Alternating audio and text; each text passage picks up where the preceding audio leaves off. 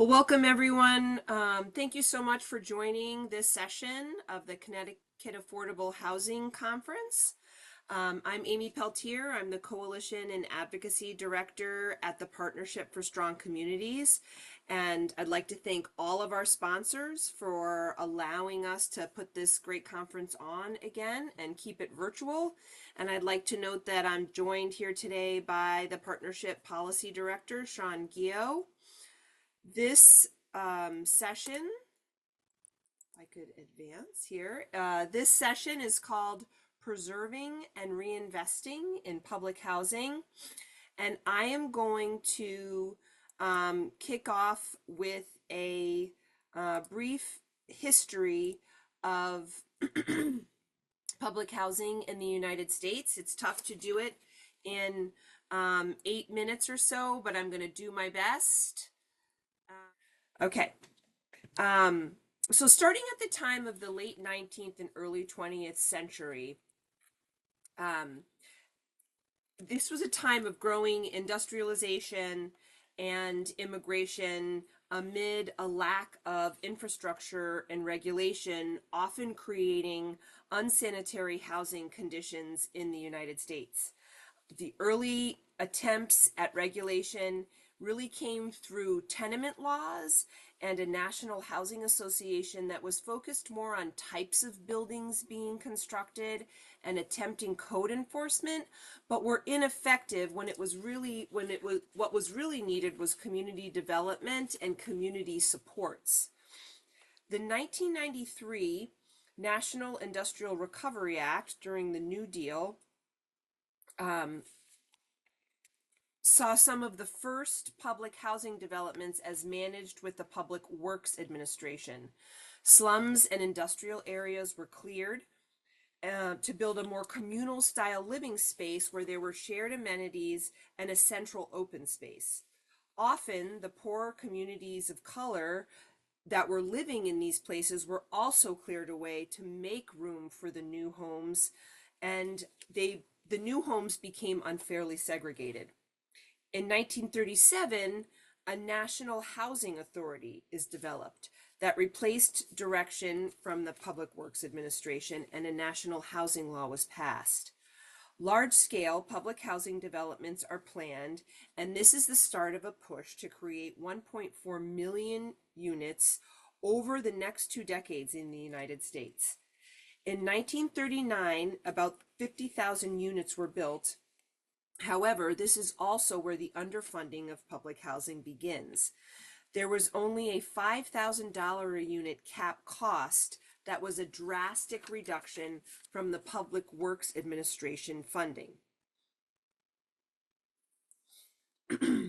There had been many social justice leaders that had advocated for public housing at the time. They contested the reduced unit cap cost of $5,000. However, they were very supportive of what was supposed to be a social housing model supported by federal funds going to autonomous public housing authorities. The model included residents with mixed incomes and a widespread campus of buildings. Instead, to make way for the buildings, I just want to make sure that my view is not obscuring. There we go. Instead, to make way for the buildings, tenements were demolished and low-income residents were evicted again. In fact, Techwood Homes in Georgia, one of the first public housing developments, evicted hundreds of Black families, and only white families moved in. Widespread segregation continued within public housing developments, and within several years, the Eisenhower administration held that separate but equal. That doctrine did not apply to public housing communities and began further underfunding public housing. Suburbs were growing and expanding opportunities for whites in areas of employment and housing, and as they left public housing, these communities were even more segregated. As the developments became underfunded and ignored, they were deeply publicly stigmatized. Here you can see a timeline put together by the National Low Income Housing Coalition, which is a great place to use as a resource generally, but also for public housing more specifically. Excuse me. It highlights several of the major events I'm going over today. Continuing along with that timeline, HUD is established in 1965. and the architecture of public housing changed from spread out campuses to having more communal elements. And having more communal elements to having larger urban towers, which effectively and perhaps intentionally sealed off public housing developments from their larger communities, boundaries of which were often highways. The federal government continued to do little to address housing segregation policies until the 1970s, when the Nixon administration put a moratorium on public housing programs and Section 8 vouchers are first introduced. These vouchers, or housing choice vouchers, HCVs, were established within Section 8 of the 1937 Housing Act. This is the government's housing policy to address public housing challenges and make a turn towards subsidization. In the late 80s, the Hope 6 Urban Renewal Program kicked off, aiming to modernize public housing by including more mixed income residents than connecting them to the broader community and economy. However, when it's within its first stages, it relocated about 50,000 tenants. However, only half of them were able to return. There was no right to return. And the mixed income rates were too high for many, and not enough housing stock was created to replace the units that were lost and demolished. Thousands of public housing residents, mostly people of color, were displaced, their support networks were broken, and if they were rehoused during demolition, it was simply to a different area of concentrated poverty, often the tower-style model with fewer amenities.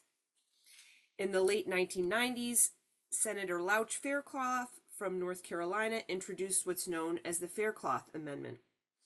Passed as part of the Quality Housing and Work Responsibility Act under President Clinton, public housing was collectively viewed negatively, and the amendment precluded a public housing authority from using funds to build any net new units than the number that existed on October 1st, 1999.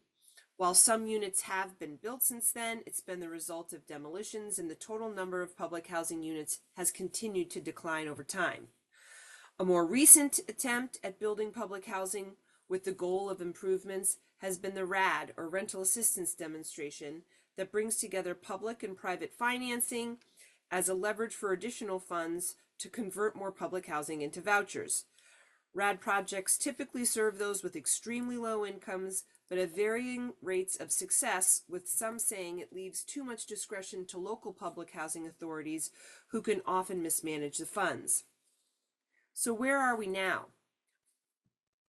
As of 2023, there are about 900,000 public housing units remaining, serving 1.5 million people, 72% of which earn only 30% of area median incomes. These units are managed by 3,300 public housing authorities nationwide, and all are funded exclusively by the appropriations process through Congress. 30% of these properties have failed their physical inspection process in the last 5 years, and this rate is more than double the rate it was just 5 years before. As of 2019, the data shows different rates, but we're losing over 10,000 units each year to deterioration, and that number is just into the hundreds in Connecticut. Preservation is expensive. A recent PARC, or Public Affordable Housing Resource Corporation study from just last month, found that to preserve our national public housing stock would cost an average of $188,090 a unit, with a quarter of the stock costing just over $273,000 a unit. I don't want to take any more of your time, but the cost drivers are what you might expect. And I'm going to turn it over to Sean Gio to introduce our panelists and start the conversation about how this challenge is affecting and being addressed in Connecticut. Thank you, Amy. Thank you very much. So we have a great panel today for you with some amazing experts in public housing. First, and I'll try to do this very quickly, we have Jillian Baldwin, who serves as the Chief Executive Officer of Park City Communities. That's Bridgeport's Public Housing Authority. And she's led a dramatic turnaround there since the beginning in 2020. When she arrived, the agency was in troubled status with the U.S. Department of Housing and Urban Development, HUD. And under her leadership, Park City Communities has restored financial stability, launched new housing developments and completed major renovations of existing properties. We're also joined by Carol Martin, who serves as executive director for two housing authorities, Fairfield and Westport. And Carol brings extensive experience in administration and management to her position, and she's also a very strong advocate for housing equity at the legislature and locally, testifying on policies to improve housing authority jurisdiction, expand supply, and I'm most grateful for her advocacy around expansion and funding of the rental assistance program, our state voucher program. The next were followed by with Michael Santoro. Michael serves as the Director of Policy Research and Program Support at Connecticut's Department of Housing. He is, if anyone wants to understand what the state is doing around housing, Michael is the first place you should stop. I'm sorry, Michael, now you're going to get more calls. But with decades of experience in housing policy and community development, he shapes statewide strategies to expand affordable housing and strengthen municipal planning. He oversees programs that provide technical assistance, funding, and regulatory guidance to municipalities, developers, and advocacy groups. And I think I have to note, Michael is also an expert in the understanding our state affordable housing land use appeals procedure. The law folks often refer to as Section 830G. We value his knowledge around that. And finally, moderating our discussion is Yvonne Klein. Yvonne is the previous commissioner of the Connecticut Department of Housing, the first when it was reorganized, recreated, I should say, back in 2013. Yvonne led major initiatives to expand affordable housing, end homelessness, and revitalize the state-sponsored housing portfolio through a $300 million investment plan under Governor Malloy. And I want to note that under her leadership, Connecticut became one of the first states to achieve federal recognition for ending veterans' homelessness. Thanks, Yvonne. And thank you for your continued advocacy. If you haven't joined one, Yvonne's founded a series of educational talks for Fairfield County around Fairfield County Talks Housing, where you could really understand the impact on housing in Fairfield County. So I'll pass it off to you now, Yvonne. Great. Thank you so much, Sean and Amy. It's great to be here with everyone. So let's jump right into this conversation that is certainly very interesting and very necessary. Jillian, I'm going to start with you. So can you talk about who lives in public housing? So thank you for the question, Yvonne. I think it's important first to point out the misconceptions that are associated with who lives in affordable housing in the country. We serve a wide range of individuals, highly diverse population in our public housing portfolio nationally. These families include extremely low income individuals, senior citizens, people with disabilities, working families, and single parents with children, and households that are facing homelessness and housing insecurity. A good majority of the families that live in public housing across the nation are bringing in some form of income. We definitely serve a wide range of workers who are making low wages. So they work in sectors, the service industry, the retail industry, maybe shift work. So we are serving a working population predominantly in those who are seniored and disabled, who have limited fixed incomes. Thank you, Jillian. Carol, what is the difference between public and affordable housing, and why are both important? Sure. Thanks, everyone. And thanks, Amy, for the history lesson. That was really, really well done. So, when people talk about public housing, most of us in the field, certainly in this state, consider public housing as fully federally funded. Jillian does a terrific job in Bridgeport with those types of developments. And, I don't say that lightly, only because the government does our federal government does underfund and has underfunded the the need in the operation. So public housing in the big picture is, housing that is fully funded by our federal government. When people talk about affordable housing, for the most part, we talk a lot about, the state's statutes that, developers use. Those projects are typically have no public sector financing. They're privately financed. They're important, obviously, to address the housing crisis, the affordable housing crisis that we have here in the state. And then the other affordable housing that we talk about, we're lucky enough to be in a state that took the initiative back in the late 50s, early 60s to actually state fund housing. And there were primarily two programs. We have both types of housing here in Fairfield and Westport that were funded by the state. And one is known as the Elderly Housing Program, and the other state-funded program is Moderate Rental. And I don't want to steal any of Michael's thunder because he is the expert in this field, but the state should be commended, honestly, for its leadership in developing affordable housing. So you have basically three buckets to summarize, Yvonne, right? You have housing that is fully federally funded, even though we all know and acknowledge it's been underfunded for decades. You have affordable housing that's developed in our communities under a statute that is typically almost 100%. It doesn't have to be, but typically is 100% privately financed. And then you have the state affordable housing portfolio that many of our local smaller housing authorities have had the ability to serve folks under the elderly and state moderate rental program. Thank you, Carol. So Mike, I've got a couple of questions here for you. So please talk about what the state is doing to ensure that public housing authorities are able to make improvements to their properties as well as to maintain their properties. What challenges are you finding within the state to assist PHAs? And if you can, talk a little bit about the support that exists for the smaller public housing authorities. And I'm happy to repeat any one of these questions. Thanks, Mike.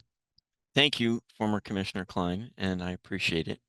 I'm not going to talk about the numbers because statistics are just that. So let's talk about what we are doing at the Department of Housing. And I'm going to say it this way. What aren't we doing?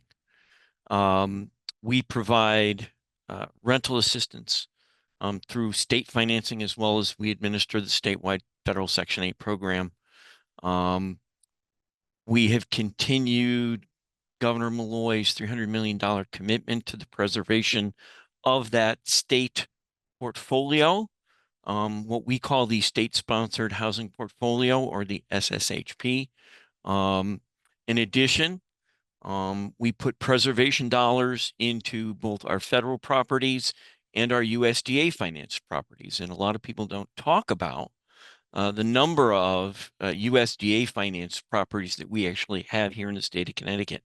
There are a very large number of 20, 30, 40 unit projects originally funded by the USDA. That $30 million a year commitment has started in 2013. It's continued. It continues today. It is in our legislative budget, thanks to our legislature. We spend that $30 million and more, to be perfectly frank, through a wide variety of preservation initiatives. Some administered directly through our sister agency, Connecticut Housing Finance Authority, with that focus being predominantly on the SSHP, their state-sponsored housing portfolio, in the form of moderate rehabilitation, or what the feds would have called capital dollars or capital improvement dollars, which, as everyone previous to me has indicated, the federal government has severely underfunded for decades. We are supporting some of that rehabilitation through the use of state bond dollars.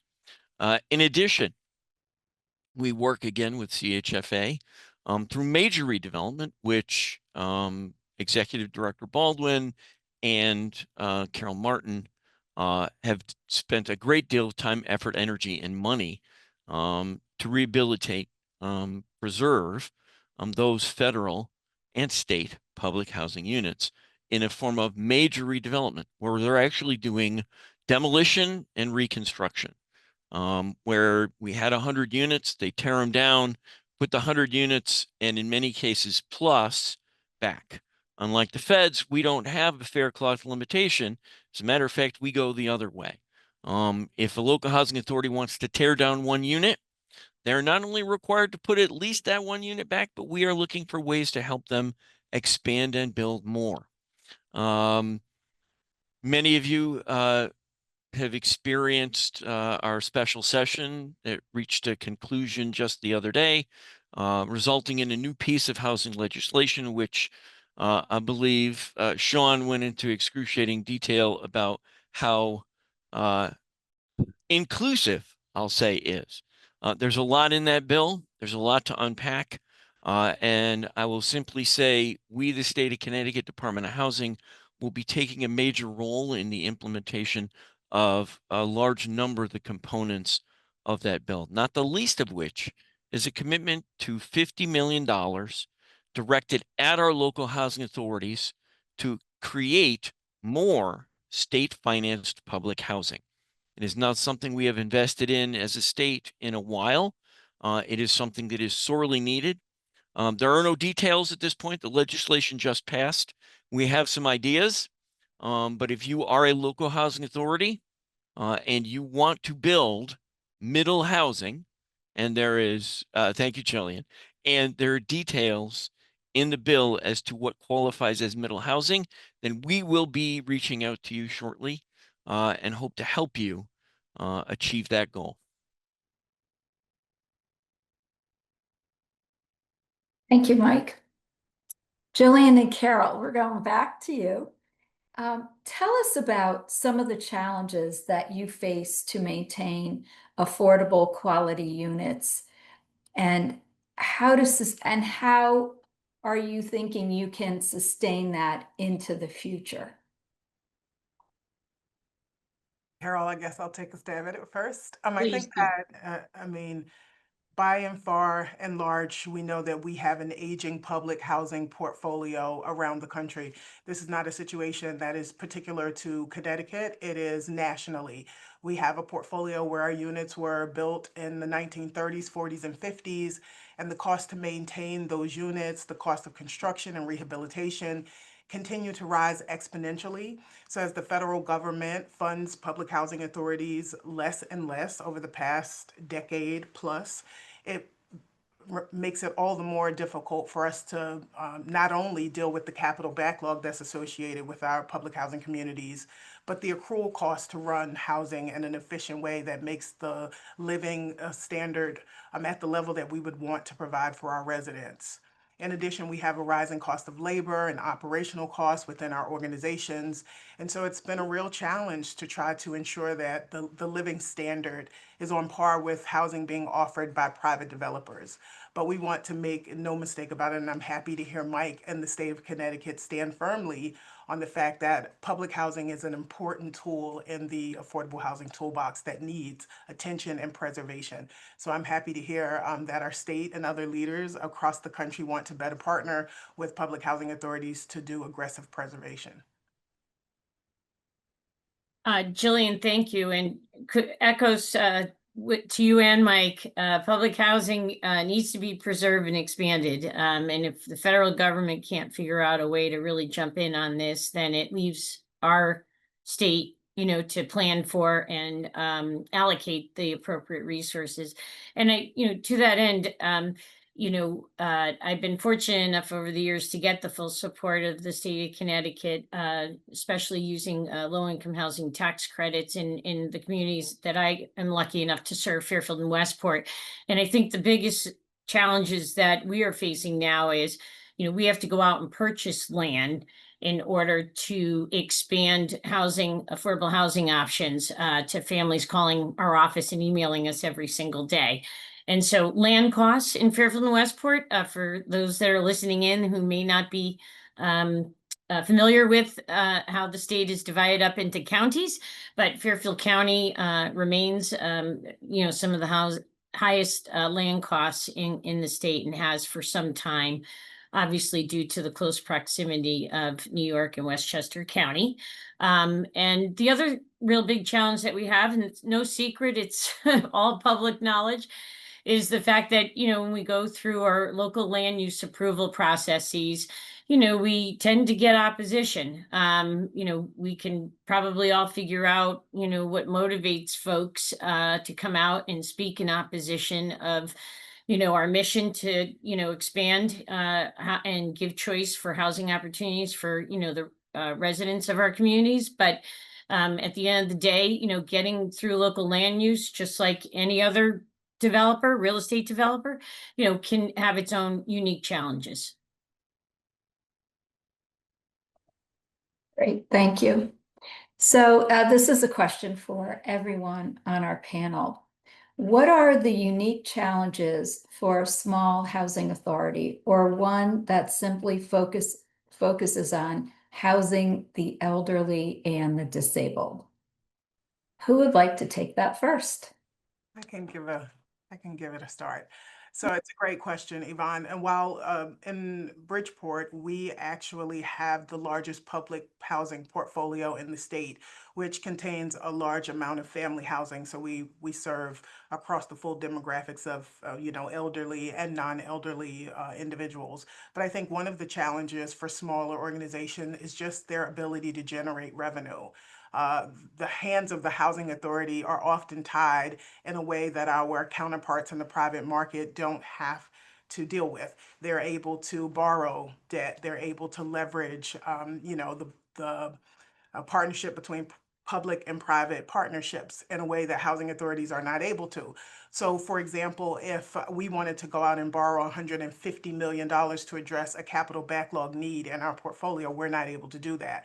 And the smaller the organization is, the harder it is for them to create affiliates and instrumentalities that can help them take on debt. So it just becomes an exponential challenge for them to just bring revenue in to continue to operate their organization. So in those instances, we think that partnerships are probably the way to go, and the best tool that an organization could use to try to expand the population that it serves to create more housing options.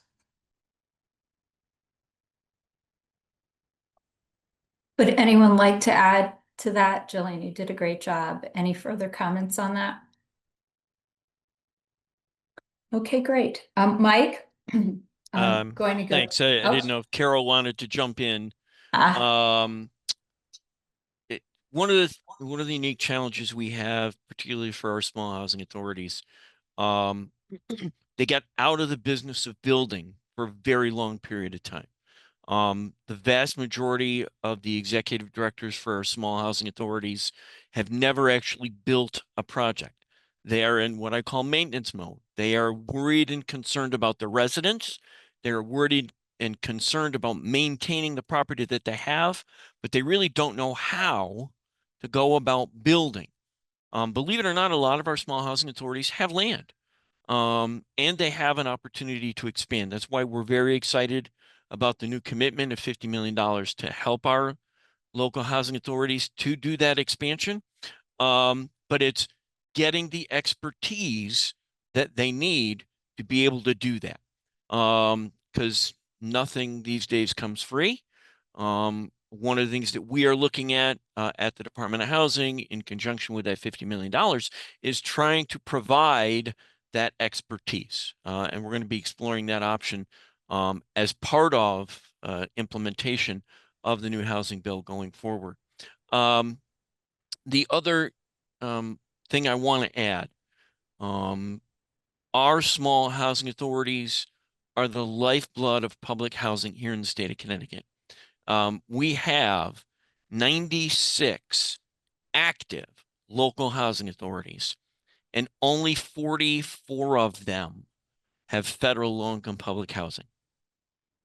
The remainder have a mix. The remainder, the difference, has only state public housing. They need our help. They need our support. not just financially, but technical assistance.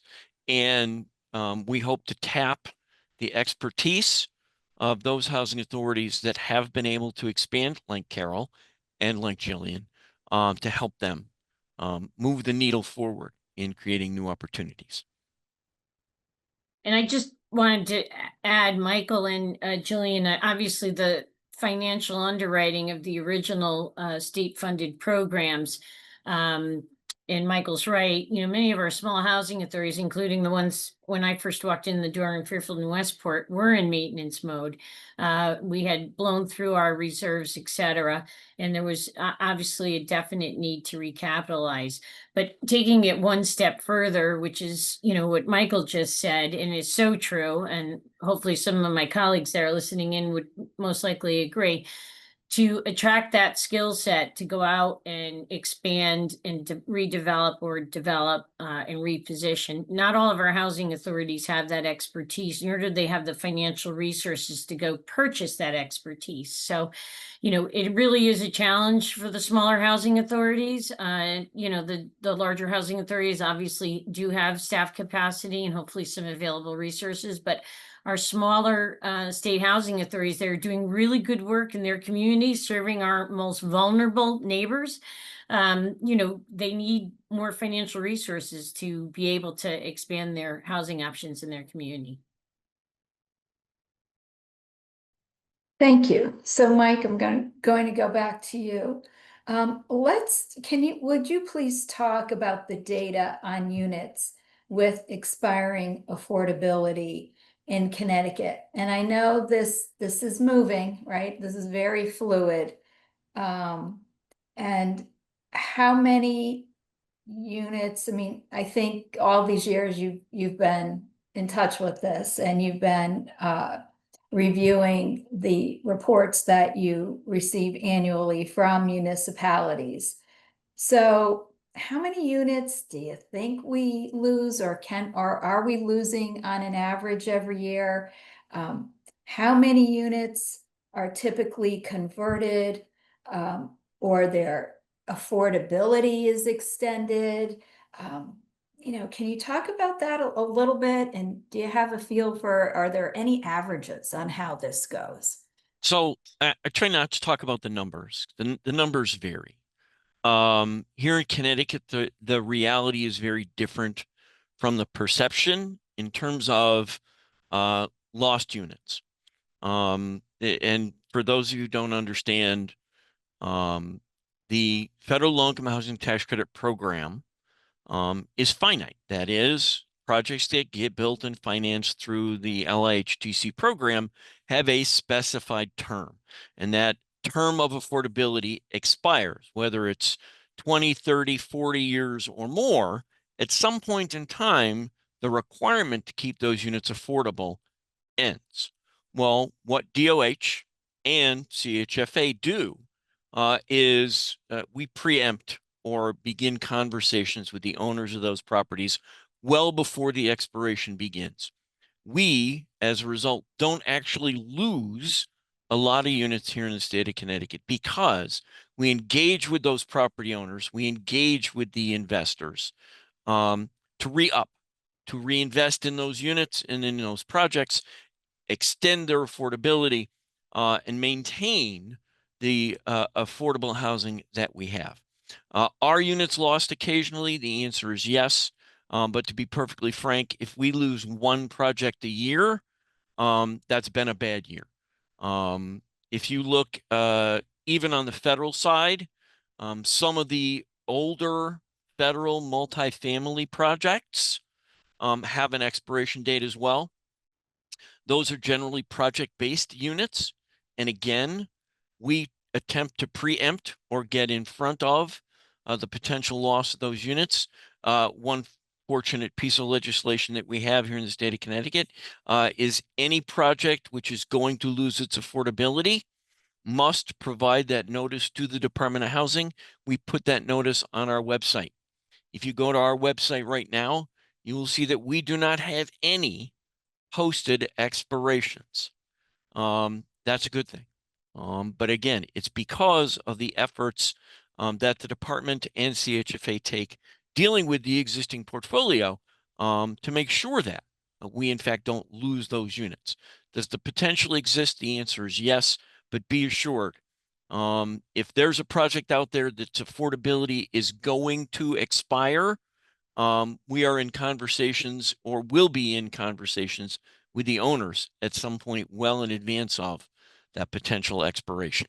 So again, if we lose one project a year, that's been a very bad year. This is an important fact that is often overlooked or unknown throughout, throughout the state. And I think your explanation was really important today to share that information, because oftentimes folks who are concerned about affordable housing in units going, as they'll say, offline, what's happening in Connecticut, and reassuring people that actually Connecticut does stay ahead of these expirations, if you will, and is able to preserve these units into the future. So thank you for that explanation. Just going to go to everybody again, the whole panel. So whoever would like to jump in first. Should the government continue supporting new public housing, and how? Is public housing the way to get affordable housing into towns that don't have it or have very little affordable housing? And well, here's an age-old question, and I think we saw this last week. Can the state play a role in removing some of the barriers? So, how should the government, and should they continue supporting new public housing? And is this the way to get more affordable housing into towns? So whoever would like to take that first, Michael. I'll start first this time. We are actually doing that, as I indicated. The new housing bill and our budget includes $50 million specifically dedicated to increase housing by our housing authorities on land that they already own or control. That new housing bill also authorizes the Department of Housing to put new opportunities for affordable housing on state-controlled parcels. We have a number of underutilized parcels across the state right now that we could very hopefully quickly construct new affordable housing opportunities on. We're going to be rolling that initiative out fairly quickly. We've actually got some expertise on staff already that we hope to roll out and focus on that initiative. So the short answer is yes. We, the state, need to invest in the creation of new state public housing. And I will say it one step farther and say we, the state, are investing in the creation of new state public housing. And we look forward to working with our local housing authorities to make that happen. As far as getting new affordable housing into new municipalities, I want to throw a plug out for a program through my unit. It's the Municipal Affordable Housing Technical Assistance Initiative. We have a full-time planner on staff who has been engaged with more than a dozen small communities, small, mid, and even one large community, actually, to promote the creation of affordable housing opportunities in those communities consistent with their local municipal affordable housing plan. That initiative has gone extremely well. We are looking to expand that in support of the new housing omnibus bill. And more information should be out on that in the next couple of months. But suffice to say, not only do we need to be in the game, we are in the game, and we are charging down the field.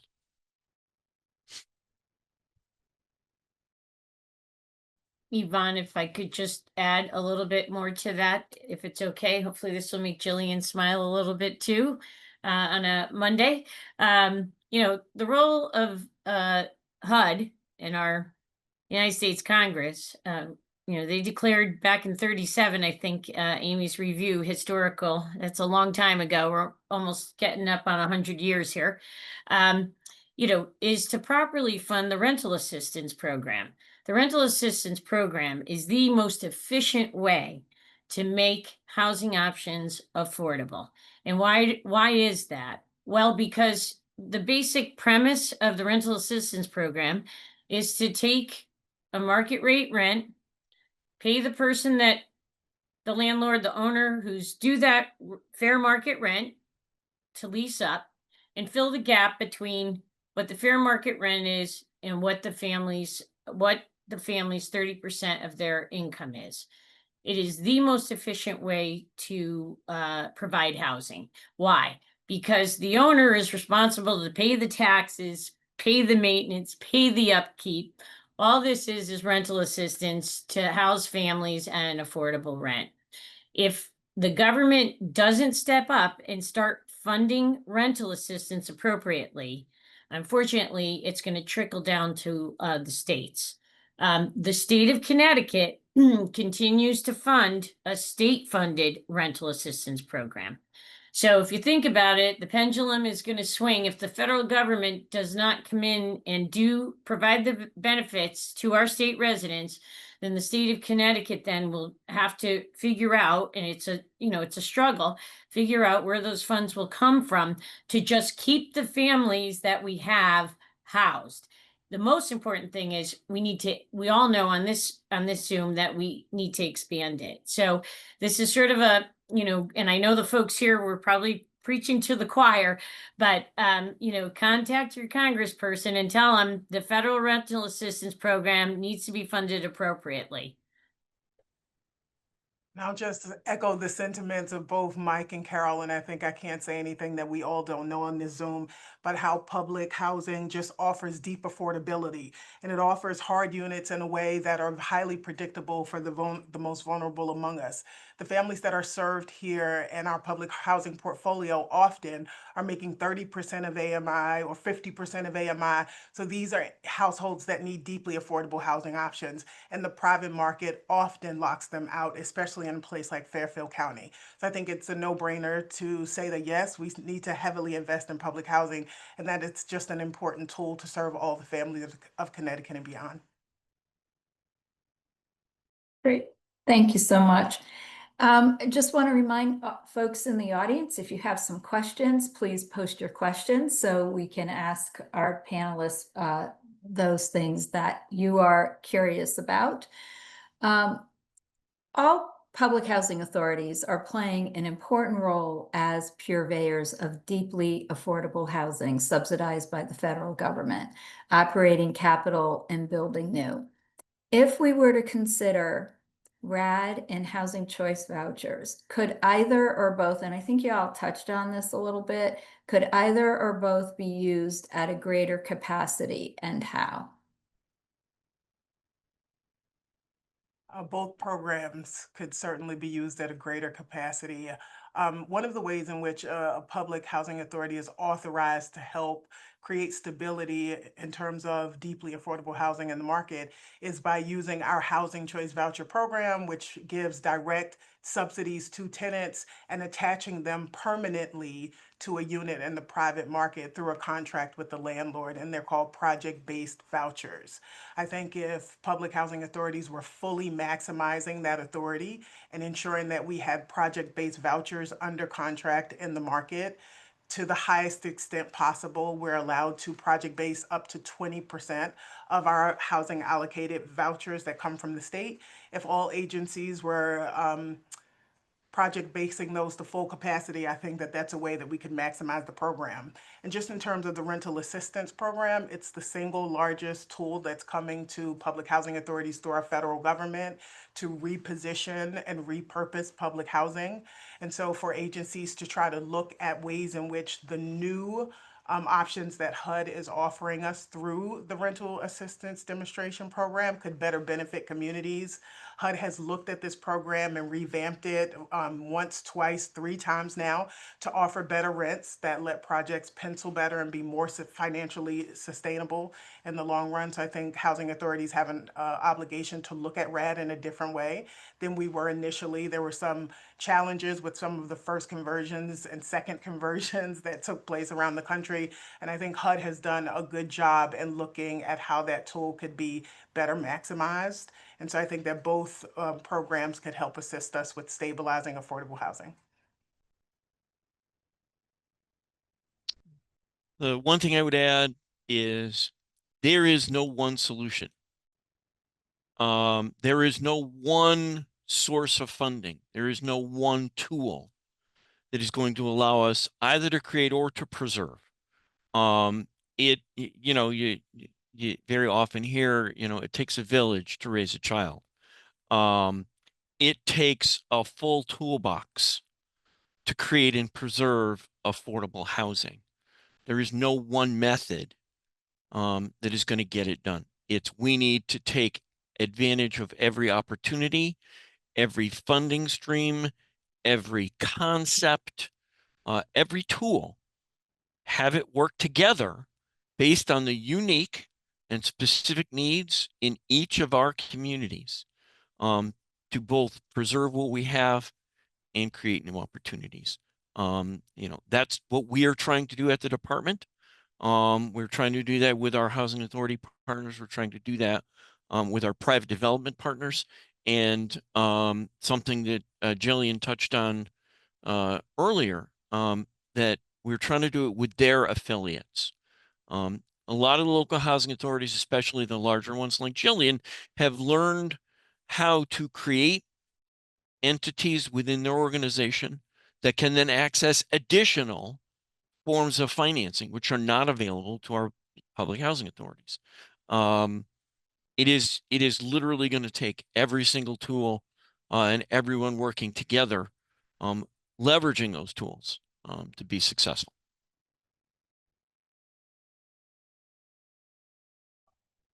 So one last, oh, Carol, did you want to chime in on that? I just want to add to Michael's great thought, we need all the tools in the toolbox, every single one. And just to, maybe cheer us up a little bit, that one big beautiful bill act that got passed, there was an expansion and some improvements to the low income housing tax credit program. We don't need to talk about some of the things that are in the bill that probably are not supportive of our residents and folks on our wait list, but certainly the expansion of the low income housing tax credit program, both 9% and the reduction in the 4% from 50 down to 25% will grow that program. And that's been around since 1986. And we have been fortunate enough in this state to have the Connecticut Housing Finance Authority be our allocation authority. They do a fantastic job at spreading those tax credits as far as they can possibly go.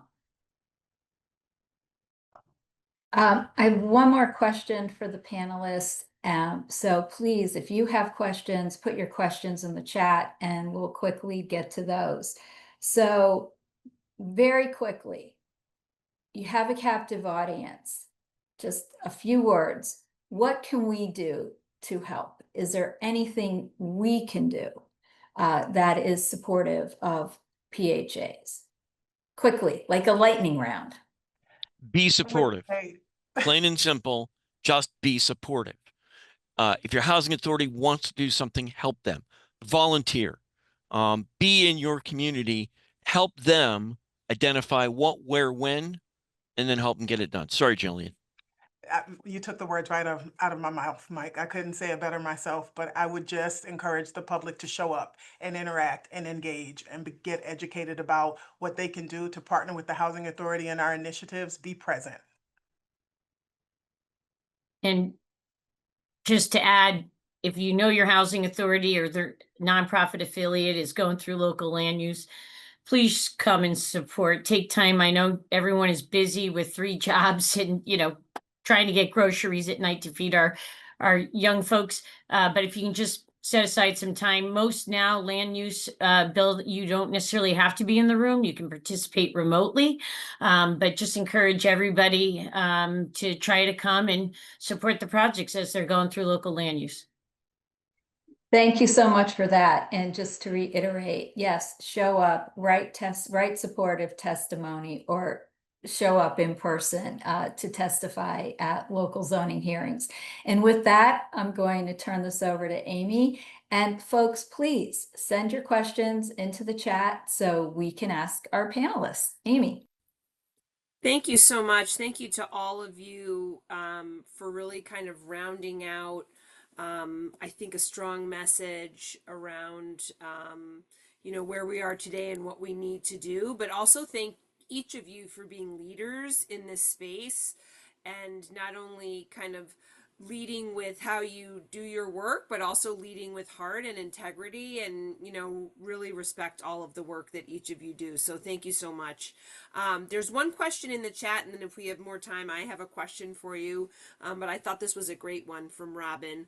What or maybe who, I was thinking I would add to that, is the most underleveraged partner in public housing preservation today, and why? And I'll just throw it out there for anyone to jump in. I hope there's no banks on this call, but boy, would I love to see the financial institutions, not necessarily our CDFIs because they're in it, but our large banks in the state of Connecticut that are, billions and billions and billions of dollars. Obviously, they have some CRA, Community Reinvestment Act, regulations to meet, but banks need to become a more active partner with our local housing authorities. And I'd probably say community healthcare centers who are now looking at their model, and they are looking at ways to improve health outcomes amongst their population. They're taking a more holistic approach at looking at health outcomes. And I think having a conversation with housing authorities about our units, our populations, how better we can get synergy between our industries is a valuable conversation that's not happening right now. And the one partner I'll add is the construction industry itself. We need them to come to the table and work with our local housing authorities and our not-for-profits, not to leave them out of the picture. We have a very small group of general contractors, big developers. We need competition. We need more of our contractors, small and mid-size, to come to the table and partner with us, work with our housing authorities, because competition breeds success. Thank you. Great. Yvonne, you have loads of expertise. Anything that you've seen through your different views or perspectives on this? Well, I think mayors and first selectmen, right? It starts at the local level, and oftentimes, when you have that kind of leadership in your top elected official, you see how communities are able to progress and have the support to build affordable housing in their communities and support their housing authorities. And, in terms of the state of Connecticut, the governor's office, having someone in that office who understands housing and understands why we need a diversity of housing. So that's clearly important. And of course, legislators to make that happen. So I think, your elected officials, ensuring that we can strengthen those relationships. Thank you so much. And hopefully that's the new bill that passed last week and will hopefully be signed by the governor shortly is, some first steps to those local mayors and select folks being included in thinking through this process. My question for all of you, and this is kind of thinking back to, as I was putting this history together and then listening to our keynote this morning, not sure if you all were able to catch all of that, but sort of thinking about the narrative, right? And how over time, public housing has had kind of a negative stigma. I started some of my professional work in public housing, and I loved it. I loved the families that I worked with. I loved some of the elderly folks that I worked with, and not only because they used to cook me really good food, but just because they really cared about and were invested in their community. I'm also a current housing authority member in my town. How can we collectively sort of destigmatize public housing and tell a new narrative? How do you, whether it's Carol, you and Jillian doing that in the community and communities that you work, or Michael at the state level, how can we change that narrative and tell a different story? Well, I think, from my personal perspective, is that one of the things as housing authorities that I hope we all come to the table with the heart that we have a grave responsibility to ensure that we're running our housing programs in a way that increases and supports public trust. I think that changing the narrative around public housing starts with an organization who is a part of their community, whose mission and vision is being driven by resident perspective. We are here in Bridgeport are trying really hard to rebuild public trust and have a good working relationship with some of our resident leaders, one who I see here in the chat on Zoom. And I think that a way for us to remove the stigma, hi, Ms. Dwyer, a way for us to remove the stigma is for us to first be highly transparent in the fact that without our residents, we don't exist as a community. These are the folks that work in our restaurants, they work beside us, they are our neighbors. And I also believe that we need to try to retell the story of exactly who lives in affordable housing and who needs affordable housing. All of us do. So it's just an active partnership with the folks that we serve alongside community leaders, being proactive in the way we communicate and the respect that we show the communities we serve. Love that. Anybody want to add to that? Amy, I mean, I echo Jillian's, both from the housing authority side as well as our residents, many of which are, have long time ties to the communities. Certainly that's true of my portfolio here in Westport and Fairfield. To encourage residents, right, to, as they want to share and can share their story, to share their story. There's a good story when someone that, worked their whole life, may have moved out, is able to come back to the community, maybe close to family members because they need some sort of care or just, financial support, whatever, to tell their stories about how important the work that the housing authorities are doing in their local communities. I think residents are, and, frankly, folks waiting on our wait list that, eventually their name comes up to the list and they move in. Those are happy times. They need to tell their stories if they're willing to, because they're compelling and they're meaningful and genuine to why we get up and go to work every day.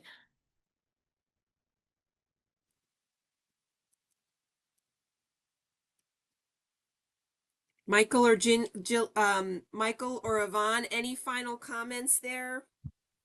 It really is nothing to add. They've said it all. Great. Well, and I would like to add that our communities are open to people of all incomes, or should be open to people of all incomes. And regardless of income, folks should have a choice as to where they can live. So, it's exciting to have conversations like this and to see legislation being passed. And hopefully we'll start to see some of the tide change in the state where communities do have a greater variety of housing for people of the low income spectrum all the way up. Great. Well, thank you so much. What a great way to, and a great thought to close on. But Jillian, Carol, Michael, Yvonne, thank you all so much for your time in leading this conversation and the work that you do. And thank you to all of our folks that joined us in this session today. I'm going to close this out and hopefully we will see you at another section. Have a great day, everyone.